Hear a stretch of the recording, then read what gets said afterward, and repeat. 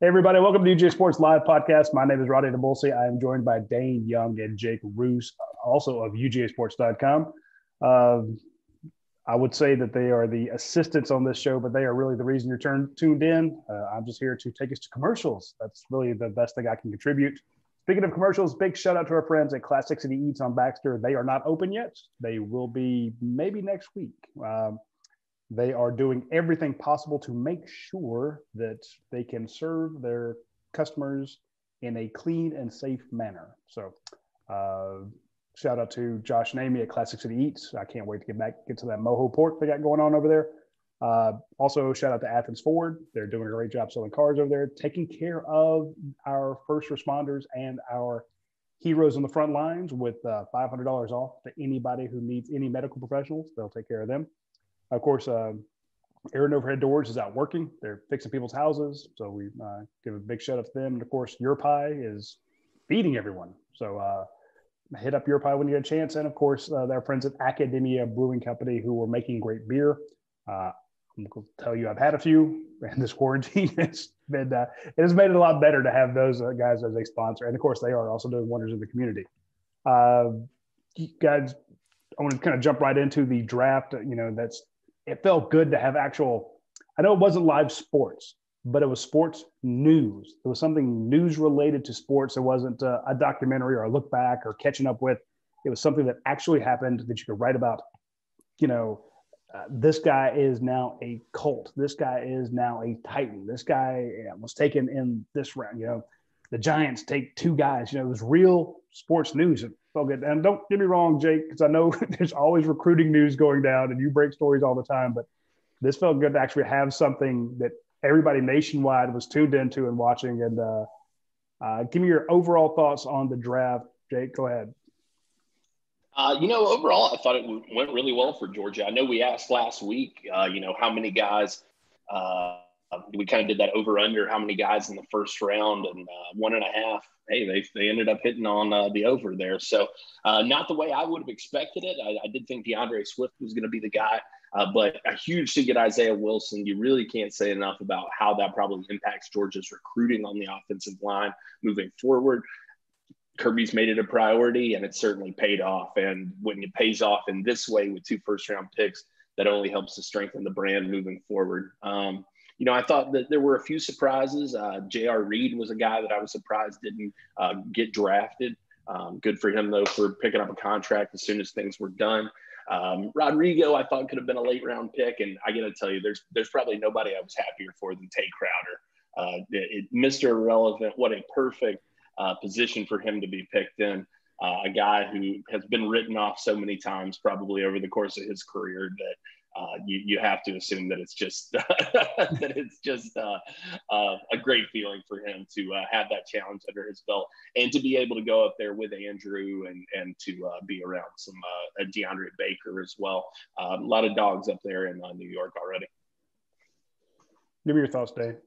I think a guy that has also been written off a couple of times that I was just really, really happy for, Solomon Kinley, because for two and a half years, we've been asking who's the guy that's going to take that spot at left guard, who's going to take over Solomon Kinley's position. And it never happened. And so he gets to go back home to Florida. His family doesn't have to go far to see him.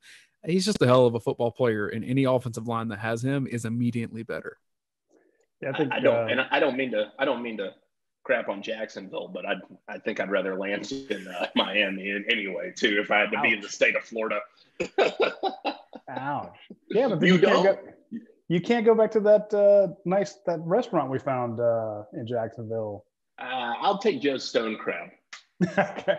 Yeah, fair enough.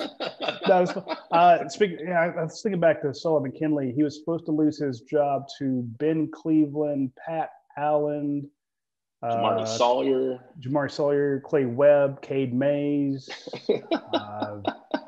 Radi Nabulsi, Justin Schaefer. Oh yeah, I'd take a job. I mean, hey, and you go back. I think our Rivals guys did a great job of putting out videos. It's kind of a nice thing to show how many of these guys drafted in these rounds actually came to Rivals camps, which is why we spend a ton of money covering these camps, because you never know how many of those guys are going to be future NFL draftees. Apparently a lot of them. you know, and you saw the video before the draft of Pat Mahomes throwing the ball just kind of cracked me up. But if you go back, they put out a video of Solomon Kindley. It's like, man, so you could tell he had the chops, but it's like that extra weight he was moving around just made him look bad. I mean, but he won every rep, you know, and I'm like, man, you just got to. And then again, every year it was who's coming to get his job. Oh, well, Andrew will move to the left, and then, you know, Pat will take that left guard spot, and Ben will be the right guard, you know, and it was always Solomon who had the job would be the guy who lost it, you know. And we asked him about that at the NFL Combine, and he's like, yeah, I heard that every year, you know, and no one's going to outwork me. And of course, every guy says they're going to be the hardest worker, but Solomon is, you know, it's just, I agree with you. That was, see him take NC take Ryder take in were two of the and Charlie Warner. And Charlie Warner. Yeah, that's big. But again, I guess for Solomon, the question everyone's like, why is your guard leaving a year early? You know, well, he's put in his time to make money. It's a really simple answer. Make third round money. But again, there was a lot of people like, oh, wait a minute, that's not a guy. That's a mistake on his part. No, I think he showed that he was right. I guess it was it until Charlie that they actually drafted a senior in this class? Was he the first senior to get drafted? Yeah, I think that's right. Because Andrew Swift, Charlie and Tay were both seniors. Yeah. Yeah. So the only seniors were the last two guys taken. So.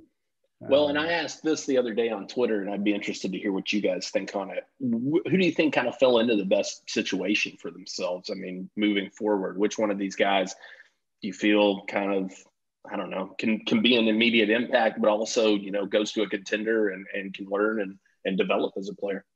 I think the easy answer is Isaiah Wilson. I mean, he goes to a team that was just in the AFC Championship game, and his job is going to be blocked for Derrick Henry. So that poor linebacker that gets in the way of those two guys, I mean, my God, they're just going to be like punished into the ground and made into fertilizer. What a horrible thing to be able to get off of a block of Solomon Kindley, or I'm sorry, of Isaiah Wilson, and then Derrick Henry be standing there behind him. You're like, damn, I just can't win, man. They do like to run the ball, you know. So it's and that is one of his specialties is run blocking. So I think that's a great answer. It fits their offensive philosophy, and you've seen what kind of ridiculous shape Isaiah Wilson's in. I mean, he's probably the most in shape offensive lineman I've ever seen, even at 350 pounds. I mean, when you have a guy whose cheekbones are concave, I mean, from the cheek to the chin, they go in because he's in just disgustingly good shape. He has endurance. And that, again, we'll talk about the good stories from the draft. I mean, I remember seeing him just dying from the heat down in Orlando for the All-Star game, the Under Armour game down there. And he was just dying. And the other linemen from the South, you know, to them, it was 80 degrees. It was a fine day. There's no breeze, but hell, 80 in January, this is nothing. Isaiah was dying. But to have molded his body and to have built up his endurance to the point it is now, in other words, on that, when they're running the ball for the 40th time in the fourth quarter, he's coming off the ball just like he normally does, like he does in the first. And you talk about that poor linebacker and that poor defensive end. That guy's tired. Isaiah's not. So I think he's just going to be an absolute monster in the NFL.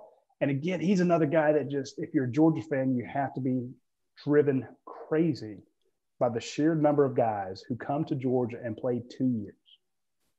There's been a ton of them. You know, when you go back and you look at, why'd they redshirt this guy? Why'd they redshirt that guy? Why'd this guy transfer in? It's just a ridiculous number of guys who basically played in Georgia for 2 years. You know, some guys through injury. It's probably not going to get any better though moving forward. No. I mean, but at least with Andrew, you got 3, so that was good. Sure, but, sure. I mean, what was the first like really famous case of that? Because I always think of Noshawn Moreno. Well, Noshawn was one. What did Geno Atkins did that 2 years? I think that's right. You know, you got Jarvis for 2 years. Curtis Jones, That's a bit different because he did transfer from USC. Well, again, or injury, leaving early, redshirting, or transfers. You get some of these transfers in, you get 2 good years out of them. You're like, that's great. God, if you'd been here the whole time, And I just don't put that as much on coaches because, if you redshirt a player. I'm not saying any of this is on the coaches, and Isaiah wasn't ready to go his first year here. People are like, oh, well, Isaiah should. This is nothing against Sam Pittman. Sam Pittman made a great decision. Well, Noshawn was from. Noshawn was, but they also had 3 great running backs in that room ahead of him. So it's like, and that's not to say that he was, he should have been held out, but it's just saying that there's a long list of players, and even I go back to somebody like Alec Ogletree. I've made the discussion before. Alec missed 4 games with an injury, 2 games or 3 games with a suspension and something else. Played at safety for a year. Wasted at safety for a year. But even then, he wound up missing 11 games in his career at Georgia. That's a year. So it's like, okay, we had him 3 years here, but there's only 1 year. If you only 13 games out of 24 in which he was actually able to play middle linebacker. So. Gurley's junior year, that was in there as well. Mecole Hardman with a year over on the defensive side of the ball, And I get, with Alec and Mecole, I get that those are some promises you made and that you wanted to fulfill and come through. But, I really want kids, if any recruits are out here watching this, you got to just listen to these coaches. They know what the hell they're doing. All right. If Tate Crowder would have stayed at running back and, obviously he wasn't going to, I don't think, crack the depth chart at Georgia at doing that. He would have had to have transferred somewhere else. Would he be in the same position? I kind of doubt it. So I think that it was a great move for him, a great example of Georgia's development. And, like I said, I hope it encourages kids to kind of quit boxing themselves into a position. I think coaches do have more options now, especially with the redshirt rule changing to where they can play 4 games, though. You'd have to imagine that if that is retroactive somehow, that if that case happens again with Isaiah Wilson, he's probably getting some garbage playing time late in a year to get his 4 games rather than set out the entire season.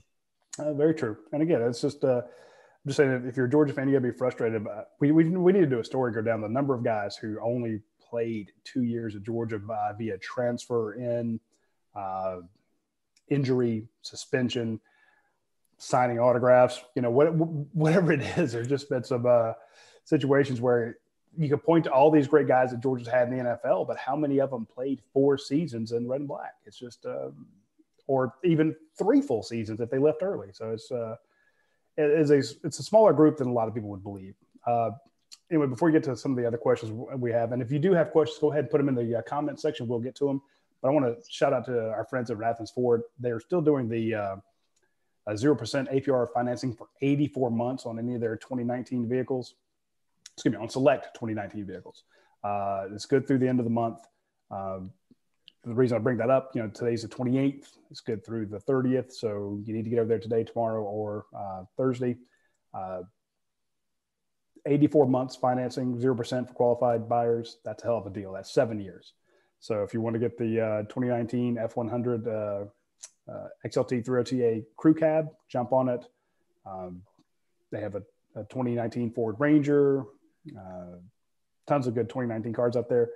And if you want to get a 2020, a lot of the 2020 cars, if you want to get a new one or this year's model, 72 months. So 6 years, 0% financing for qualified buyers. So it's 6 or 7 years, whether you want to get this year or last year's model. So it's pretty fantastic. Now, if you don't need to do the financing, if you say, look, I don't want to do the 0% for 72 months, you get $10,000 off a 2020 Ford Explorer, $12,000 off a 2020 Expedition. So they have $500 off for medical professionals. That's just right off the top. Can't beat that. And they have no payments for 120 days. So if you're like, hey, I need a vehicle, my job is in flux right now, or our revenues are down, or my paycheck's been cut or something like that, but you have to have a vehicle, you can go out there and get no payments for 120 days. So I'm just saying the folks at Athens Ford are doing a great job to try to help people in need. They're ready to sell you a truck with great service. They're going to take care of you, and they're going to work with you. They have a ton of finance options available to help you out. So check out with them. And of course, if you don't want to get a new one, you want to get a pre-owned or certified pre-owned vehicle from them.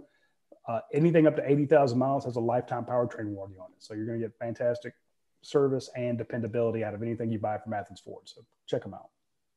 I really like this question on the board from our guy Wolf. He says, "Who do you think is in the most difficult situation with their new team?" That's one I hadn't really considered as much. I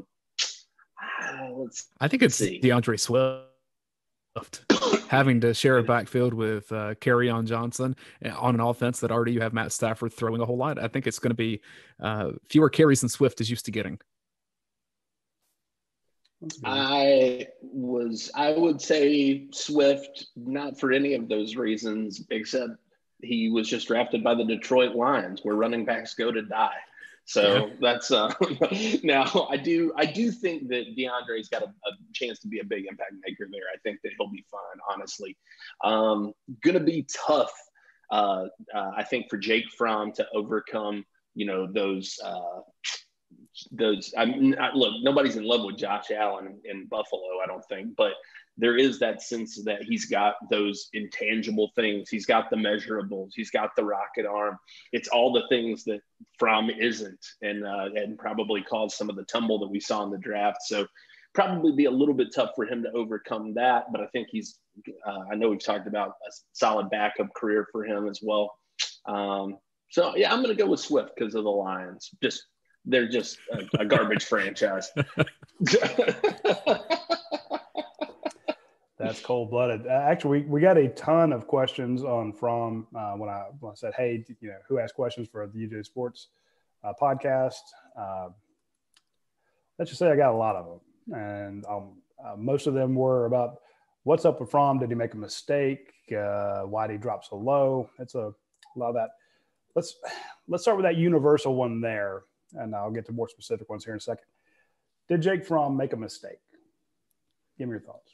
I don't think so, personally. I don't think that it was going to be that much easier for him going into this year, losing 2 bookend tackles. I don't think it was going to be easier for him with a big group of freshman receivers in. You're really relying heavily on George Pickens kind of as your main weapon. You're losing your running back. And I think next year's draft class at the quarterback position is just as strong as we saw this year. Trevor Lawrence, Justin Fields, those guys are not going to make it easy for guys to jump up the board. So overall, I just don't think it was going to get better for him. So I don't think it was a huge mistake personally. From a pure football standpoint, I think it probably is a bit of a mistake because I think he's got more weapons in Athens than he probably would have at his disposal, getting playing time in Buffalo. But I think there's so much more that goes into this than just a football standpoint, because when you're the quarterback for the University of Georgia, there is so much that comes with that, whether it just be attention, whether it be just the chatter that's all around. I mean, this is something that affects his entire family for the rest of his life. And there is some negative that comes with that as well, some attention that at times is probably not very welcome. And I'm not saying that Jake was frustrated by that or whatever. All I'm saying is that if he's sitting there thinking about it and saying, well, maybe could I get up to be a 2nd round pick, a 3rd round pick? Am I still going to have to fight to be a backup somewhere in the NFL? Then yeah, maybe it's not worth it to go through another year of that. Do I think that he could have been a better football player by playing with Georgia another year? Yeah, I think he probably could have refined some things. Would it have been enough to made his future that much different? Probably not. I see both your points. I guess the way I see it is, coming back, does he get better? Maybe not. I just don't see him. I mean, I think a full year of George Pickens makes anyone better. How much better? But he had a full year of Javon Wims. He had a full year of how much better did Jake Fromm get over the course of his career? I mean, I'm not saying that he was underwhelming by any measure, but simultaneously, did you feel like he made huge leaps between year 1 and year 3? I think that Jake kind of just is who he is as an athlete and as a quarterback. And I don't know that it was necessarily going to be that advantageous for him to come back and get that extra year because, like I said, I just think that that's kind of who he is. You knew what you had in Jake Fromm. Yeah, the way I see it, he can come back another year. It's not going to make his arm stronger. It's just not going to happen. And that's not a shot. I love Jake. I think he's a great kid. Love his family. I don't think he comes back to answer the questions or the concerns that the NFL had. I don't think that those were there. Coming back another year doesn't make him a stronger arm quarterback. Just coming back, answer some questions that they may have had about how the second half of his year ended. Yes. They're like, wow, you went 5 games where you couldn't complete 50% of your passes.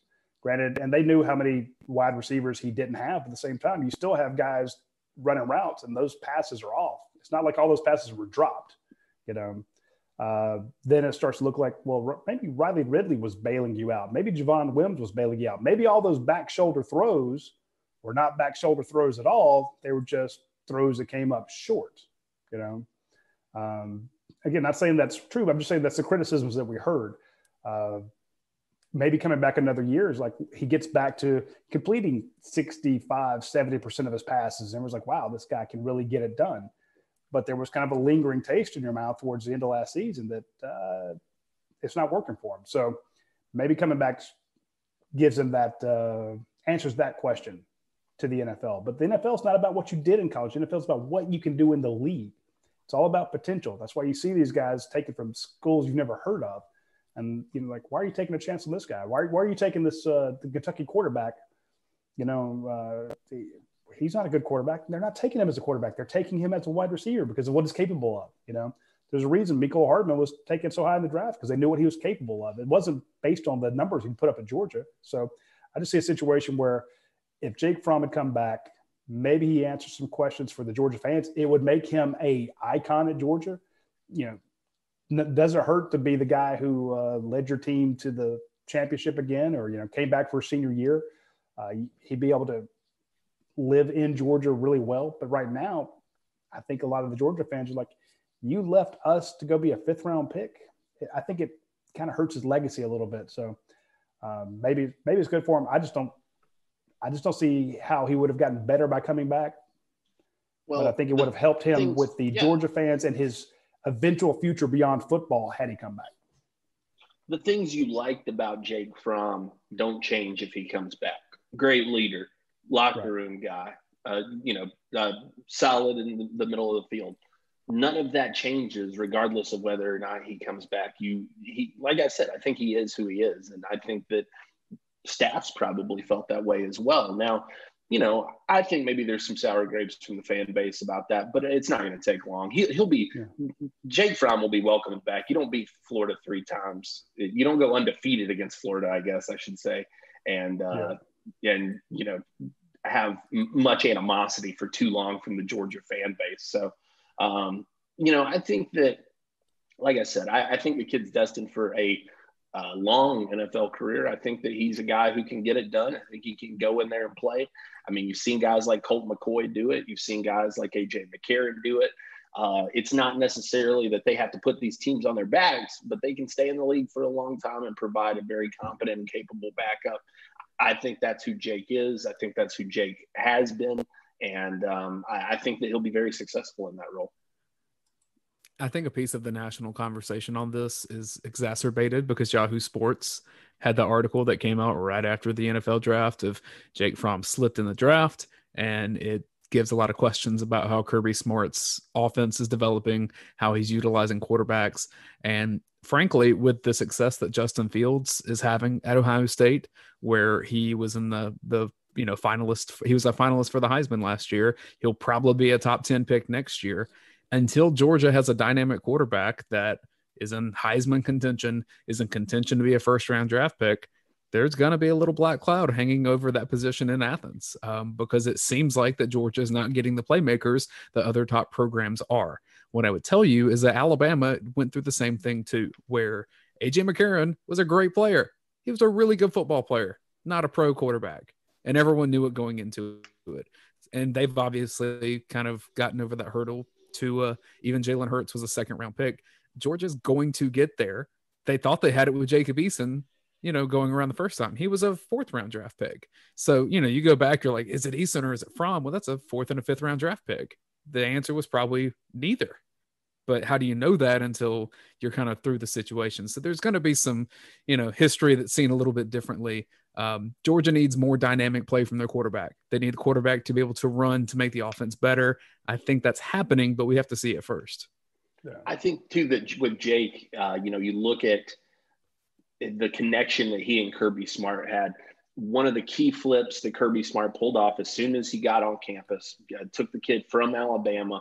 The kid takes you straight away, comes in, takes over the job for the 5-star, golden boy in Eason, takes you all the way to the national championship within a play of winning it.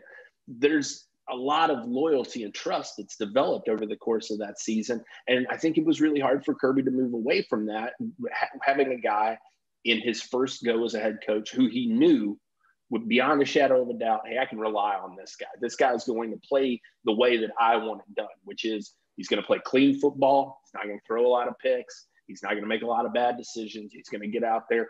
And people use the term game manager in a really ugly way, but I don't think that there's anything ugly about that in the mind of Kirby Smart. I think that he wanted a guy who was going to be careful with the football, make throws when called upon, and really get out there and be able to command the team.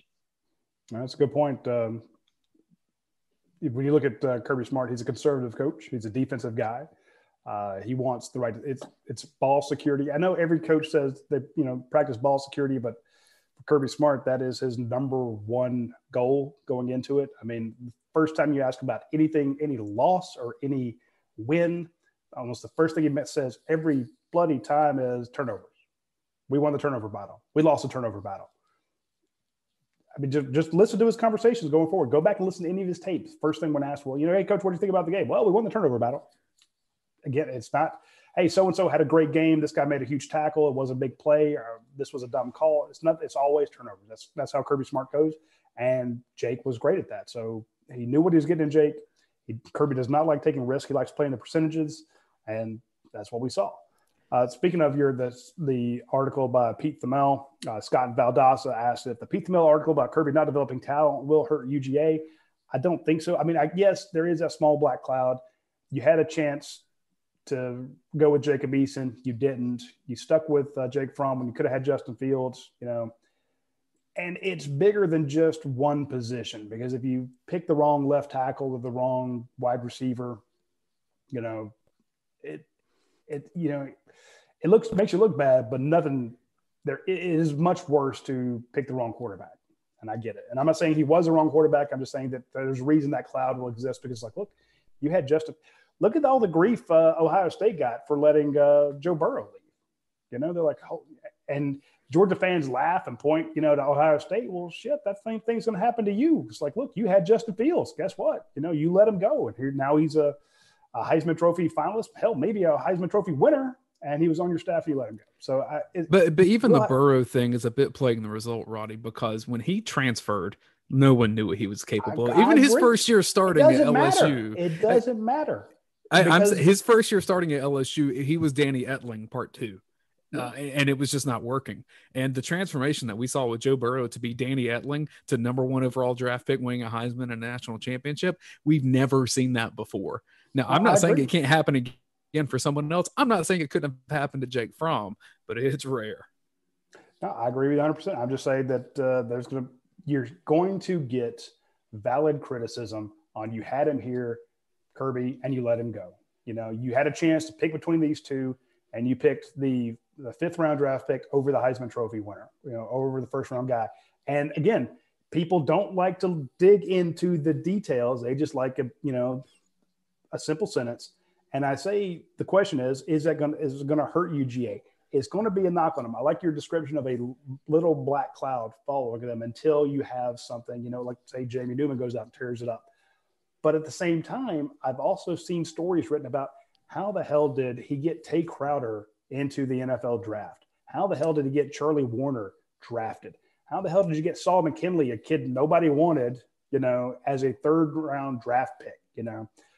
Hey, didn't Georgia just have 2 guys go in the 1st round the NFL draft. Didn't they? They put in Nick Chubb, DeAndre Swift.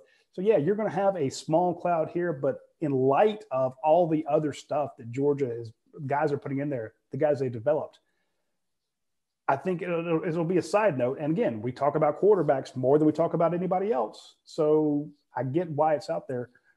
My only fear, and Jake, you can speak to this, is I shouldn't say fear, but my issue is a lot of people are going to say, well, Kirby Smart's just a good recruiter. He's had the number one class 3 years in a row. You're supposed to have a ton of guys go in the NFL draft.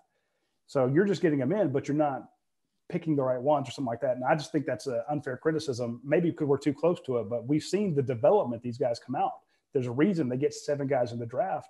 It's because the NFL says, wow, these guys are already playing a system that we know. And I don't think that it's a situation where, and this is pure speculation on my part, but I think if you gave Kirby the decision to make over again, he probably still goes with Fromm. I think that's who he is as a coach, as a person. Yeah. Now, maybe we're seeing some evolution of that, going with the dual threat guy and Jamie Newman and turning over the offense to Todd Monken. And, there's some growth there, but I think given the same time frame and what we had to work with knowledge-wise, I think he makes the same call, because I think that he's, as you mentioned, he's not a risk taker. He's not a gambler. He's a guy who's going to play those percentages. And I think that he felt safe. He didn't want to run out the river and the turn. He wanted to win in the blind. And so I think that was the move he made. I think he had a couple aces and he felt good about that. But I don't know. I think that, will it hurt Georgia in the long term? I don't think so. I think primarily because as long as they keep getting playmakers around these kids are going to want to come and play here. I mean, that's the fact of the matter is if you can continue recruiting high level tight ends and wide receivers and great running backs and a wall of giant people in front of you, good quarterbacks want to play in that system. It hasn't hurt anything with Brock Vandagriff. I mean, I think that he feels that he can, elevate that to another place. I don't think it hurt anything with Jamie Newman that there was speculation or, with Fromm coming out. I think that those guys, especially the quarterbacks, don't put much stock into what happens with those other guys or what's happened before me, because they are convinced like I'm the answer, I'm the guy. And that is, they better feel that way. And that's the mentality of a quarterback. Yeah, exactly. So that little black cloud though predates Kirby Smart too. I mean, so much of this goes to Deshaun Watson won a national championship at Clemson, right?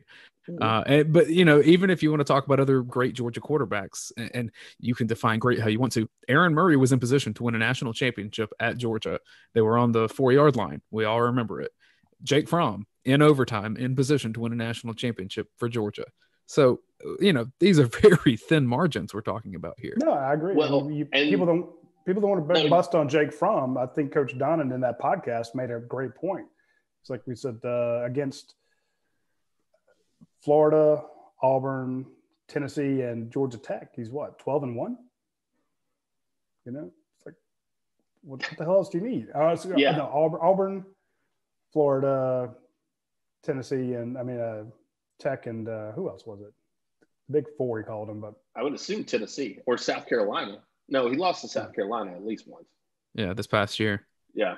He didn't lose to Tennessee because the Hail Mary was when he was a recruit. Yeah. So you're like you said, you're undefeated against Florida. You went 3-1 versus Auburn. You beat Tech every year. You beat Tennessee every year. It's safe money. How many quarterbacks can say that? Yeah. You feel like if you can continue to get that close, that eventually the scale will tip the other way. It's again, we go back to this idea of playing percentages and playing. I mean, Kirby Smart he understands that to be able to win, you got to be at the final table. You got to be there to do it. You got to be at the dance. You can't just throw a Hail Mary and cross it up and say, well, hope it goes well. You got to give yourself the best odds, I think, each and every time. And I think that's where all of this came from. And like I said, I think Jake Fromm's going to be remembered very fondly. He'll be remembered, forever amongst the Georgia fan base. He'll be able to come back. He'll never buy a drink in Athens, and all the rest of it. But yeah. I don't think that it impacts Georgia too much moving forward, just because I think you get a chance to switch the narrative quick with Newman this year. And then if that doesn't go how you hope it does, you've got another 5-star quarterback in the pipe waiting to come down. Let's see where the development can take him. And let me hit Carol was one of the people on Facebook. She asked, why did Jake go pro? Who is advising him? It was his plan to go pro. It's all their plans to go pro in 3 years. And that's not a shot against Jake. Every kid who thinks he has NFL talent wants to go in 3 years. Every kid on your roster who thinks he can play wants to go to the NFL. They do not want to hang out here and play for free. They don't want to play for free. They don't want to go to classes. They don't want those 5 a.m. lifts. They don't want those study halls. They don't want to be poor. I just call it what it is. They want to go to the NFL. They want to make millions of dollars. So they go. Who is advising him? He took a lot of advice, but I will say this. I was told that Jake Fromm's NFL draft grade was not good when he got it back when the NFL got it back. So you got to understand, this is also the same NFL who flew him, Andrew Thomas, and a couple other guys up to the combine last year when they were sophomores. So these guys are sophomores. They flew them to Indianapolis. They didn't meet with the press or anything. They showed them how the combine works. They showed them, here's everyone being interviewed. Here's everyone going through their drills. Here's what you're going to do for the medical department. Here's how the meetings go. So if you declare next year, you'll know what to expect. Why the hell the NFL did that, I've never gotten a good answer. Why? Why do you do that? I mean, if they can't figure out, where to go when they get to Indianapolis, then they're going to have a hard time. But it was just, it was almost a self-fulfilling prophecy. If the NFL flies you up there going, hey, this is what you could be doing next year. Like, wow, you obviously believe in me. You gave me a free ticket to fly up here. So, but then he puts in his draft grade and they go, oh yeah, your draft grade you're not a first or second rounder or even a third rounder. Who else was on that trip? Is Andrew Thomas and some other Jake guys. Fromm. Yeah, okay, like but not just Georgia guys, right? No. Okay. Those are the only 2 Georgia guys. So they had some Alabama guys, some Ohio State guys, and you're like, why the hell? Again, it's not complicated. You show up and you go to your meetings. Yeah, but that makes me feel like they were trying to aim at like a group of maybe future leaders in the NFL. Guys who you're grooming for NFL PA positions and, the opportunity to come in and be stewards of the game and representatives. And, those are good brand guys for you, for sure. I mean, now Jake Fromm at that time too, there were some first 2 years are there were some first round mock drafts out there, not from us.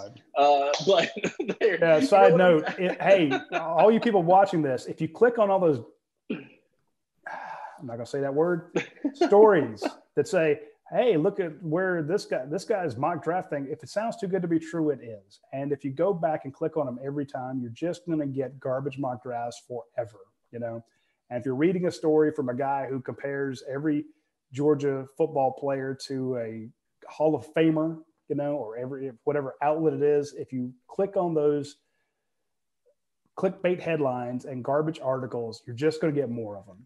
So stop doing that. Again, if you're disappointed, if you thought for some reason that Jake Fromm was actually going to be a first round, second round pick because you read it on a aggregation website, well, that's on you. You got suckered. But as to who was advising him, Carol asked, he heard from scouts, he heard from the NFL. The NFL gave him 2 different views, his parents, his coaches. I don't know why. So the question is, why did he go? Because he wanted to. And that was his plan from the beginning. And it's the plan of everybody.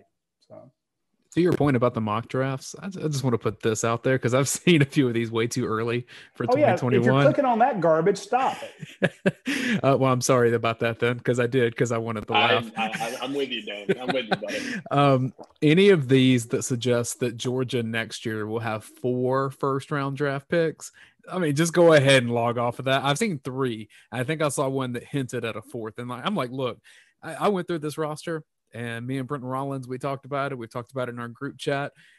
Georgia may have two that have a shot, and they're probably 50-50. And so to me, as we're sitting here right now, at this stage, everybody's April 2020. 50. Yeah, yeah, that's true. Not me, other than Trevor Lawrence. Lawrence. Not the three of us, but I mean, if you're a starter on Georgia's roster, you probably got a 50-50 shot. Who knows? I mean, you're talented enough to make it that far in your career. Taking that next step, it requires some luck. It requires some being in the right place at the right time. I mean, but I'm in agreement with you. I think that it's four. If they get four guys, they better be hoisting the trophy. Is all I'm saying. Yeah. Speaking of somebody who you do not take chances with, hit up our friends at Aaron Overhead Doors, AARON, Aaron Overhead Doors. No chances there. They do fantastic work, guaranteed. They actually have live people you can call up and say, hey, here's the situation I have going on. You don't have to call and leave a message. I dealt with somebody that had that the other day. They were trying to reach out to a home service provider, and they said, look, every time I call this person, I have to leave a message. Then they text me back, and they're trying to set up a multi-$1,000 home repair over text messages and voicemails. It's like, look, I could not speak to an actual person. And so that person got very, very upset. And again, this wasn't garage door related, but I'm like, yeah, it just made me appreciate how much you can actually go to AaronOverheadDoors.com, and you can actually talk to someone live via chat. You can actually set up your appointment online, or, you call them up and they're going to answer right away, So I like the fact there's actually someone there taking your call. It's not a call service. Actually, I have someone in the building who takes your calls and says, hey, this is Aaron Overhead Doors. What do you need? And it's that customer service from the beginning to the end. They check on you when it's over. When they perform the service, they check on you to make sure that everything was done to your satisfaction. And it's just, and like I said, there's no chances there. There's no chance you're going to be disappointed. There's no corners cut. There's no, it's not 50-50. It's 100% satisfaction every time. You look at their rankings. Their ratings, 703 verified nearby now reviews, 4.95 rankings. So 0.05 out of, having a perfect score, which means one person gave them a 4 and the other 702 people gave them a 5. So that's, just to do the math, that's insane. So big shout out to our friends at Aaron Overhead Doors. They do a phenomenal job, and I appreciate that they support the website and our show.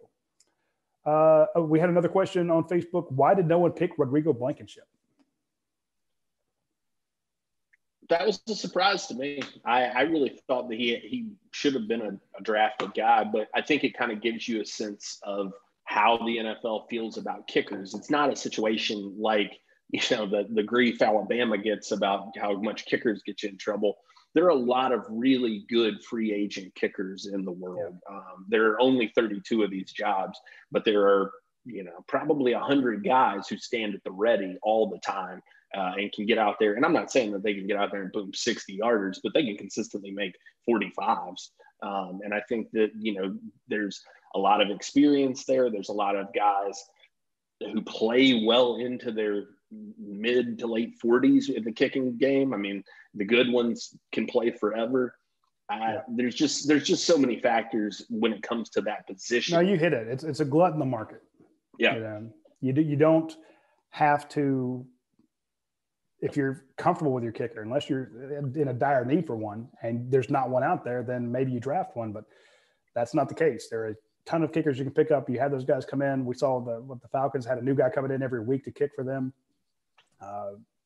It's when you're looking at your had been on teams prior. So it's not the NFL doesn't dislikes Rodrigo or doesn't think that he can do it. It's just they didn't need to use a draft pick on him. So that's what it was.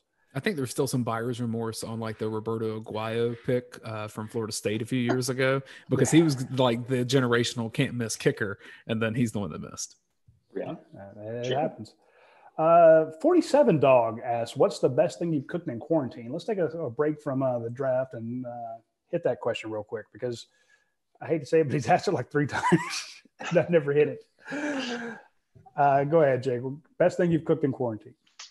Easily the pork butt I did the other night. 18 hours on the Traeger. We smoked that bad boy all night. rubbed it down. Is there anything left of it? There was, yeah, it was so good, dude. It was so good. And yeah, made some killer pulled pork sandwiches with it. But we've done a lot of good stuff.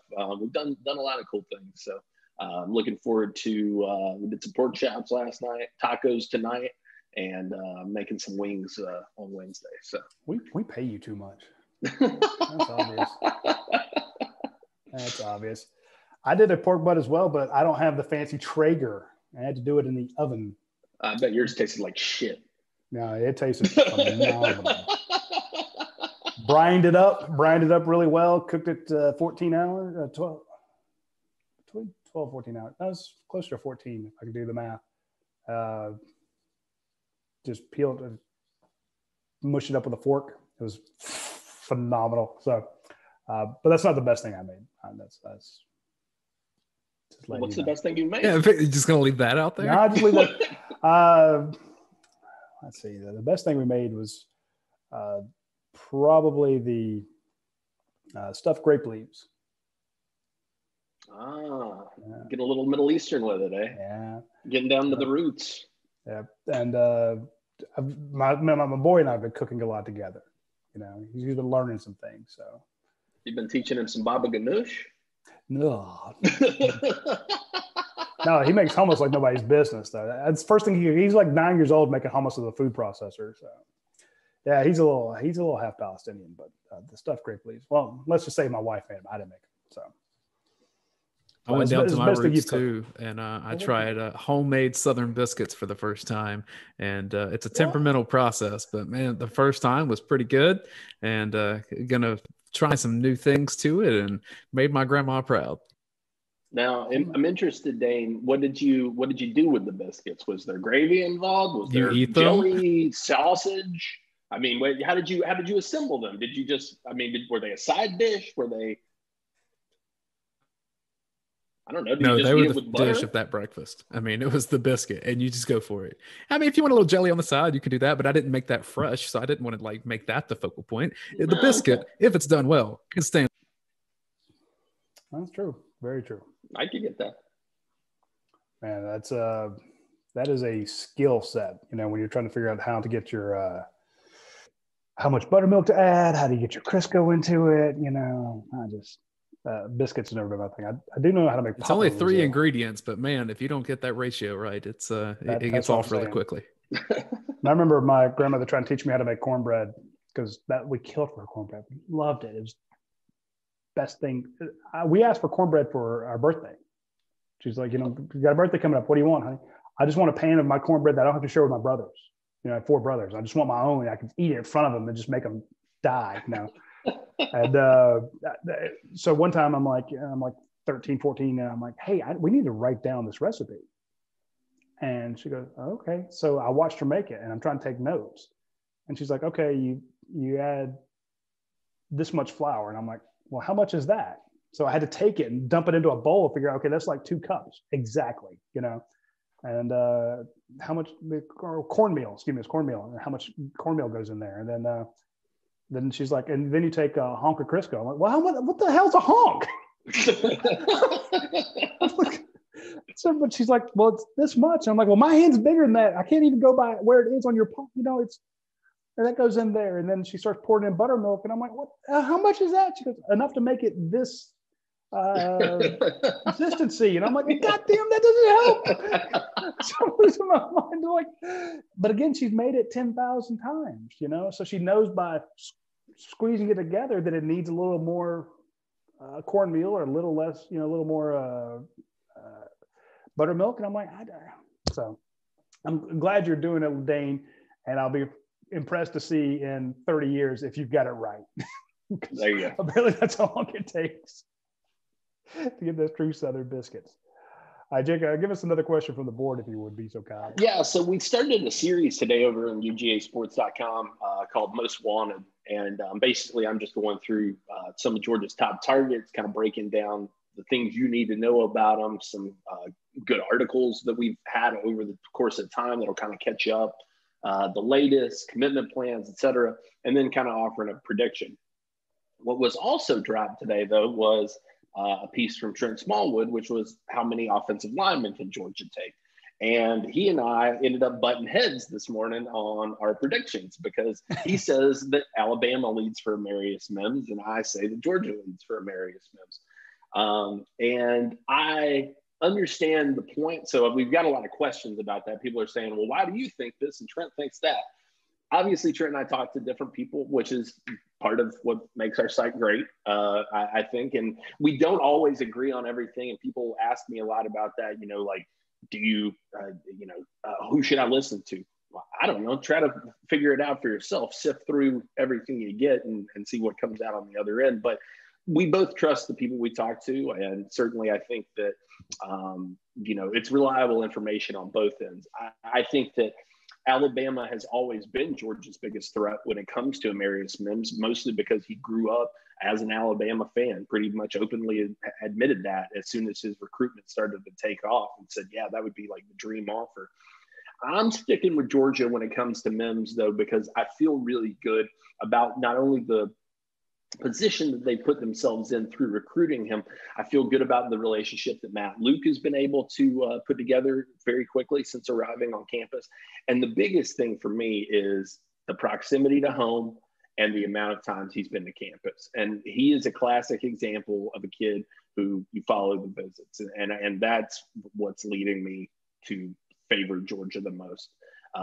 You're talking about probably over a dozen visits, super close with the guys in Georgia's class, close with Micah Morris, close with Brock Vandegrift, David Daniels on him, recruiting him hard all the time. So I think that Georgia does have the edge. Now, Alabama probably needs him more. So they've got that to sell. After Georgia gets Broderick Jones and Tate Ratledge, as well as a couple of other pretty impressive linemen last year, there's probably some of that to be sold. And I think that that's probably not untrue in some ways. But I do think that Georgia, with the strong draft class, with all those factors considered, I'm leaning toward Georgia. I still think Georgia's the team to beat for Mims. I like that.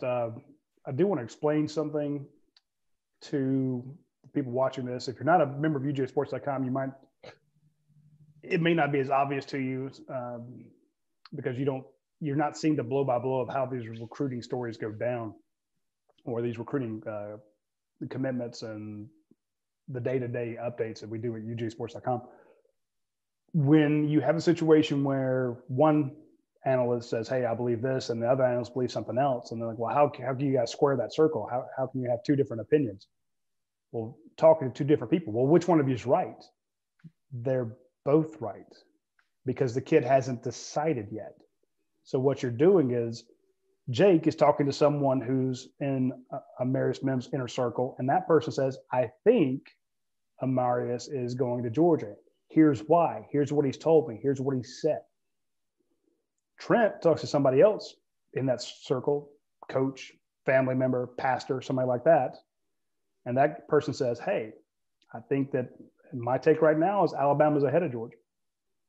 So we bring that information to our readers because, again, neither one of them is wrong, because that's what we're being told by people. Hell, sometimes it's what we're told by the kid himself. One day the kid will say, I'm really feeling Georgia. That's my leader right now. Okay, can we put that on the record? No, I don't want to do that. Okay. So we let you know, hey, right now I think Georgia's in the lead, because the kid himself told us. You talk to the kid a week later, he's like, no, today I'm feeling Alabama more. The same damn kid told us the same thing. So it happens. And again, I'm not yelling at anybody. I'm just saying, look, people want to know the end result. They don't want to know the process. They're like, where's the kid going? That's the number one decision, and they feel like sometimes it's being drawn out. It's not being drawn, or the kid knows, the kid's made a decision. He's told everybody, and you guys are just holding back, or you're wrong. You're trying to figure it out, and you're wrong, and this guy's right. That's not how it works. Lots of times when they say, hey, where's the kid going? You're asking us to guess because the decision has not come down. We're giving you our best estimate. We're trying to predict something that's going to happen in the future because the kid hasn't made a decision yet. Yeah, in someone's mind. We're trying to be a mind reader. The thoughts of a 17-year-old boy. I mean, it's very tough. But and the thing about it is, and I give Trent a lot of credit for this too, and I like to pride myself on being this way. Neither one of us will shy away from being wrong. I know, it's if I totally whiff and the kid, says, "Oh yeah, I was never going to Georgia all along." I don't care to take that lump. Like I said, I think we trust the guys we talk to, and I still feel good about Georgia's position. So there's a reason why people in this industry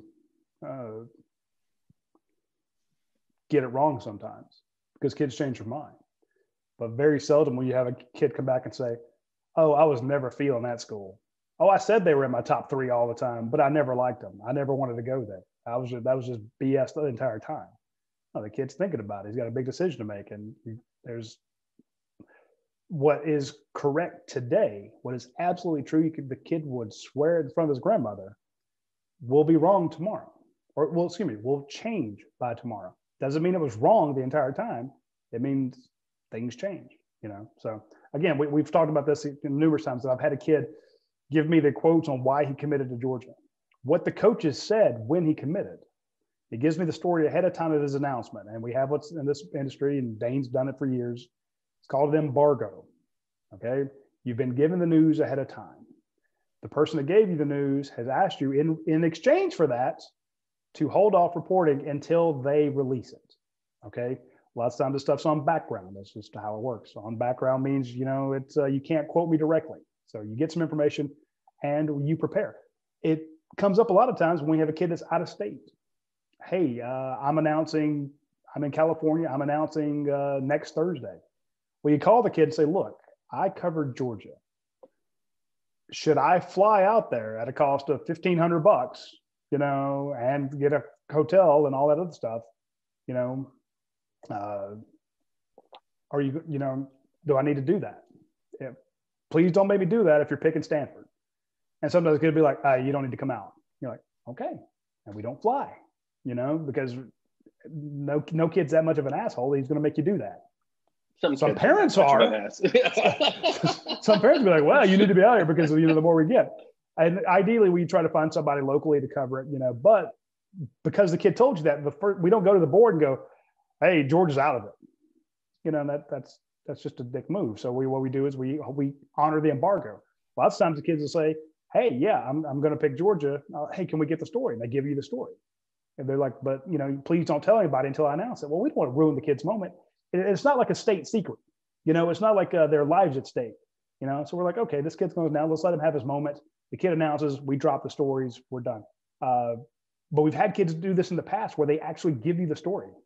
And then they get to the hat ceremony and they put on Auburn. You're like, that's why you wait till the kid does it before you hit publish on the story, because the last thing you want to do is have that thrown in your face. I had that happen one time, and I went to the mom after the ceremony, and I was like, "When did you know that he was going to commit to that team?" And she said, "He said a different one 2 minutes before the ceremony." So right when you found out is when I.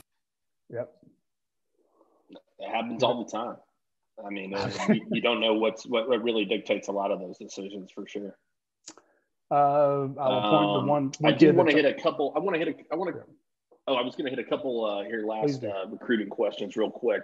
Before you do that, says, hold on for that for a second. I want to give a shout out to our friends at Academic Brewing Company and their curbside beer. They have the 4-packs of the Skull for $10, the 100% O negative for $14, the 4-pack of I Have Spoken. It's a 7.5% beer for $16. They have $10 crowlers. You can get them with their IQ, the Skull, the Shiver, the Dom Kolsch, Yesterday's Eyes, Infinite Zest. If you like those fruity beers, they have them. And of course, they have some great porters. I love that Galaxis porter. Try it. Anyway, friends at Academia Brewing Company do wonders in the community. They're helping people out. They're taking care of people here. I've just been blown away by how much they've stepped up in the community. I was trying to see who did they work with recently. It was the Greater Athens Georgia Homes. So they They have the Think We Not Me hashtag that's been trending all over the place. So they're doing a lot of spotlighting local businesses, and I'm just a big fan of what they're doing. But of course, the beer is phenomenal. Also, speaking of beer, we have our friends at Cole Haynes Irish Pub. For any of you who are down in the Jacksonville area, Jake likes to make fun of Jacksonville because he's a jerk. But the best thing about going out to, if you're out on Atlantic Beach, there are wonderful restaurants out that way, Jack's Beach, that area. Swing by Cole Haynes Irish Pub. It is one of the best places I've ever eaten in my life. The entertainment out there is fantastic. Service is off the charts, and the owners of that are huge dog fans. That's where everybody goes to watch the Georgia games in Jacksonville. So they have watch parties at Cole Haynes, and it is insane. There's flags everywhere. So they're right in the middle of enemy territory down in Jacksonville, but it is the biggest Bulldog party you will ever see. There's 2 locations for Cole Haynes, so hit them both up if you get a chance. You know what's fun to do in Jacksonville? Pack a bag and get the hell out. I was going to give you credit and just say that, like, you were praising Miami because Miami's a fun place. But after that comment, I got nothing to help you out. Jacksonville's a great town. I love it. No, Jacksonville is a lot of fun, and if you go down there too, I know you eat like a maniac down there. I get the receipts. Go hit that weird Jamaican club we found last year. All right. Oconee Dog 7 wants to know. He says, definitely know our 3 biggest targets at inside linebacker, but right now it feels we are the favorites only for Smail Mondin. Say we miss out on the other 2. What are the other names to know here, assuming we are taking more than one? I've heard Chaz Chambliss, but not sure if he's outside or inside. I would say there is some legitimate concern about Barrett Carter. I think that people are right to feel that way. Clemson trending very heavily there. Got a great recruiter in his ear and one of his very close friends, Jordan Hancock, who went ahead and pulled the trigger and is aboard there. I do think Smail still trending Georgia. Chambliss definitely a guy to watch there, but it'll be interesting to see how he kind of how he develops. You're talking about 6'3", 243. Kind of a big kid already. So, will he play maybe with a hand in the ground? I don't know. Dallas Turner's another guy to watch at the linebacker position. Georgia sitting very well with him. And then if I had to go one more, I think you're going to see them kind of take this. Well, it's not really like a new approach, but it's them going through them taking guys who are versatile. And Mikael Sherman is a guy like that. He could bounce outside. He could play inside. I think that's true of a guy like maybe a Chaz Chambliss or a Dallas Turner as well. So they're not going to necessarily get some straight up guys. A Noah Sewell, a Barrett Carter. Those are inside guys all the way. But I think that you're going to see a trend of more guys sort of in the mold of Quay Walker, those big, long, lanky guys who can cover a lot of ground, got the quicks about them. So I'm not too worried about it. I think Quentin Somerville's another guy to consider at the outside linebacker position. Jahvaree Ritzie, probably not. And then I got a question also about the defensive line, which was, he says, with Corey Foreman decommitting from Clemson, Lee Hunter seemingly more open, Leonard Taylor and Mason Smith having us in the top 2, it seems like we're in a good position to sign somebody out of that group. I am tempted to disagree with that, but it is hard. I really don't know about Foreman. I think Georgia feels that they're in it, and I think that they probably are, but I think the main reason the kid decommitted from Clemson was distance concerns, and so that makes a Southern Cal feel like a better fit. Wouldn't surprise me to see an Oregon jump in there, given the way that they're recruiting right now. Wow. Leonard Taylor is a guy under the radar that not a lot of people talk to or talk about. I do think Georgia's got a good shot there. Florida, the presumptive favorite. And then, as we've talked about a lot with Mason Smith, you've got to get the kid to campus. You can be in his top 2, but if you never get him on campus, he's never going to come. So it's the sooner the lockdown's over, the better for them. And I think that you could see Georgia gain some big momentum with some of these guys, but in the immediate, I just don't see it happening. I'm going to tell you, I know a lot of people think that Mason Smith is a done deal to LSU, but this is one of the few times I can say from personal experience, speaking to the kid, the way he lit up when he started talking about Georgia. I mean, just the guy had gone through like 6 interviews at camp, and I start talking to him. He's like, okay. And I say, well, yeah, I'm Radi Nabulsi. I cover UGA for Radi. He's like, oh, I mean, just kind of he just by knowing that we were talking about Georgia, his demeanor changed. And then we're going through it. I should have shot video. I didn't. It was so windy with the camera I had up. You just heard the entire time. So I got him to speak. But if you'd seen the way his face lit up about Georgia, he's like, look, I've been trying to get there 3 times. I've had to cancel 3 times. I'm going to be there March 21st. I mean, he was adamant about being there. Little did we know, a pandemic was coming. But this guy wants to visit Georgia. And again, I'm not saying that Georgia leads, not at all. I'm saying that Georgia is a real shot if, as Jake says, you get him on campus. The guy is excited. He loves Coach Scott, has a great relationship with him. And he said, look, and he emphasized multiple times, because I'm asked him point blank, I'm like, am I wasting my time talking to you? Because everyone says you're an LSU lock. And he's offended by that. This might be a situation where the kid doesn't go to LSU because he's like, just because everyone told him that he had to, or assumed he would. He said, if I wanted to be an LSU Tiger, I would be committed to LSU. So he thinks for himself. He is not your run of the mill, easily led, 2-star recruit just looking to get in someplace. This guy, he realizes his worth, he realizes his value, he realizes his potential, and he realizes this is his bloody decision. So do not discount Mason Smith. Again, not saying that Georgia leads or anything like that. I'm just saying that Georgia has a real chance if they get him on campus. Well, and you got to feel good that you're in the top 2 without ever having gotten him on campus. What does a visit do to move that needle? We'll see. Yeah, and he's been to LSU multiple times. So, again, hey, do you have any other questions? Got some more?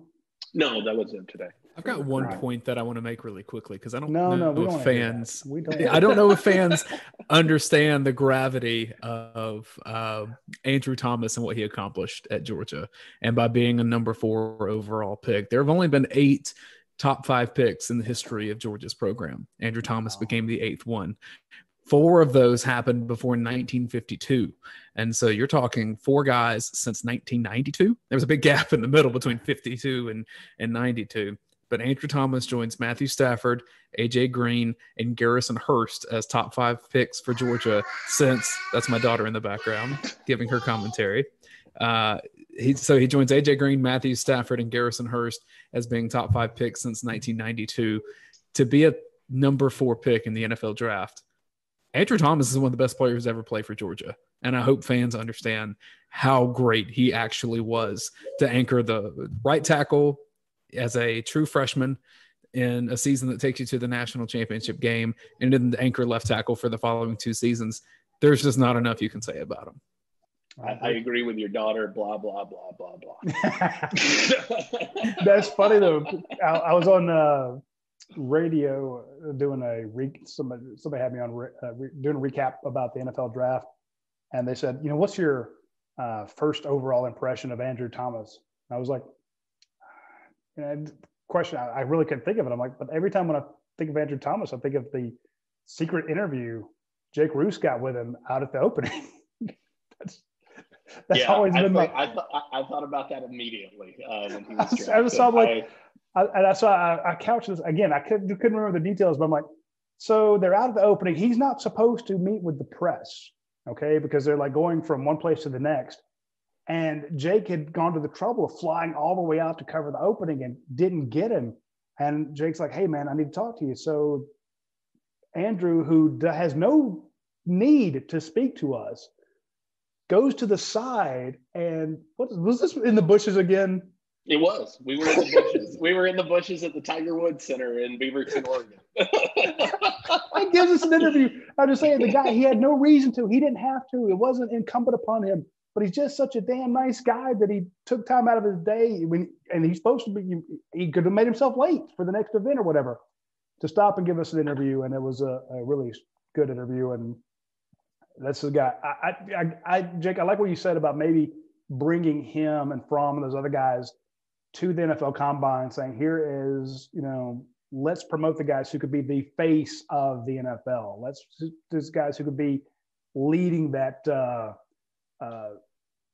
community outreach sections. And to your point, Dayne, Georgia not only placed a phenomenal football player, a 3-year starter, true freshman starter on the offensive line, which is damn near unheard of, into the NFL in top 5.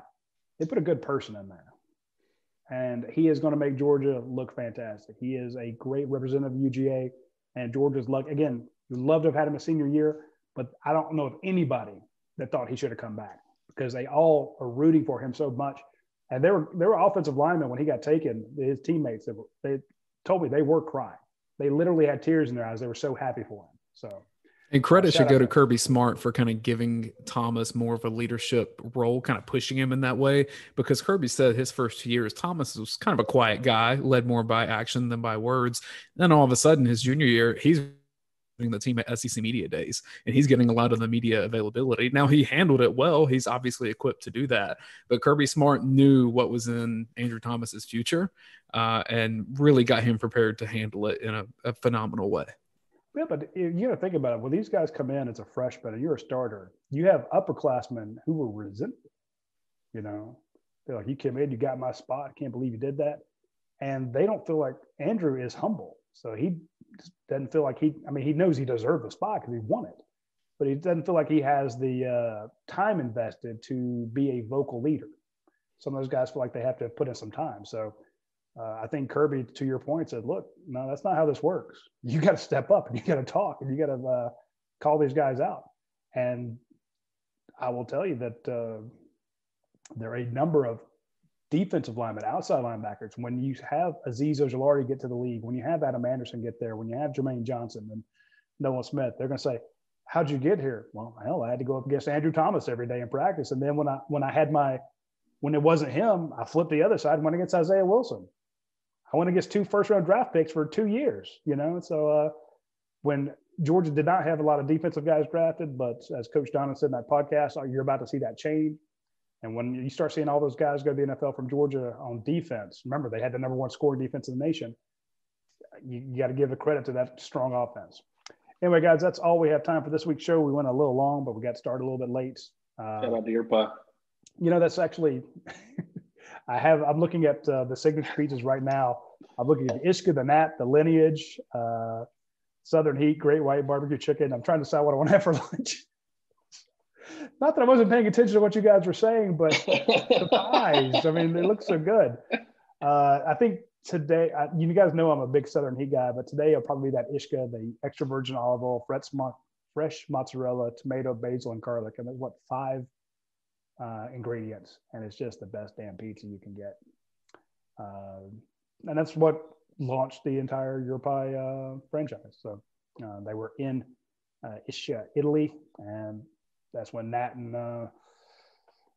Natalie and Drew French came up with the idea to open the pizza restaurant. Now they have 70 different locations. So shout out to them, and shout out to all the workers they have busting their tail feeding us. Anyway, that's all the time we have for this week. We will see you next Tuesday. Talk to you later.